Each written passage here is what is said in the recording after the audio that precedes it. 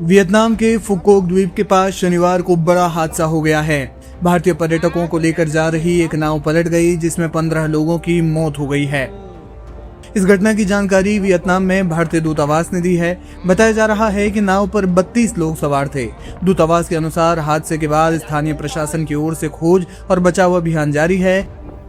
फिलहाल घटना से जुड़ी सभी जानकारी स्थानीय अधिकारियों से जुटाई जा रही है और स्थिति पर लगातार नजर रखी जा रही है।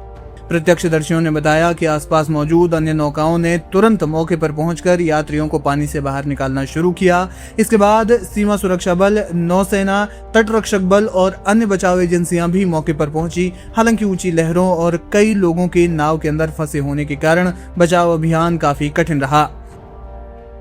अधिकारियों के अनुसार हादसे में 21 लोगों को सुरक्षित बचा लिया गया है, जबकि सभी मृतकों के शव बरामद कर लिए गए हैं। घायलों को इलाज के लिए अस्पताल में भर्ती कराया जा रहा है। फिलहाल नाव पलटने के कारणों का पता नहीं चल पाया। स्थानीय प्रशासन ने मामले की जांच शुरू कर दी है। भारतीय दूतावास ने मामले में सोशल मीडिया प्लेटफॉर्म एक्स पर जानकारी साझा करते हुए बताया कि एक दुखद घटना में भारतीय पर्यटकों को ले जा रही नाव वियतनाम के फुकोक द्वीप के पास पलट गई है।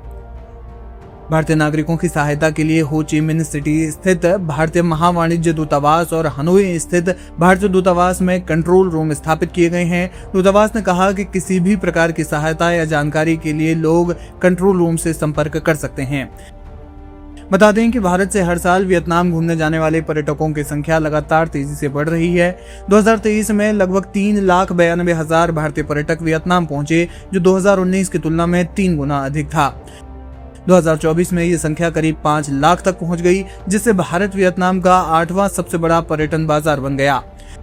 सस्ती उड़ानें, ई वीजा सुविधा, खूबसूरत समुद्री तट और सांस्कृतिक समानताएं भारतीयों को आकर्षित करती हैं।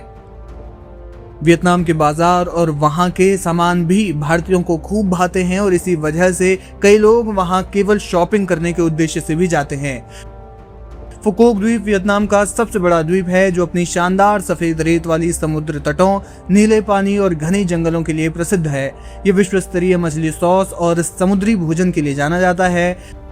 पर्यटक यहाँ विंड वंडर्स थीम पार्क, दुनिया की सबसे लंबी समुद्री cable car, water sports, national park और विंड पर्ल सफारी का आनंद लेते हैं। प्राकृतिक सुंदरता, मोती उत्पादन और रोमांचक गतिविधियां इसे आइलैंड ऑफ ड्रीम्स बनाती हैं।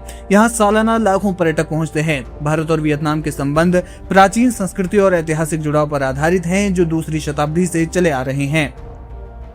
आधुनिक काल में दोनों देशों के बीच राजनयिक संबंध 1972 में स्थापित हुए। वर्तमान में ये संबंध एनहेंस्ड कॉम्प्रिहेंसिव स्ट्रेटेजिक पार्टनरशिप यानी ECSP के स्तर पर हैं, जिसे 2026 में अपडेट किया गया।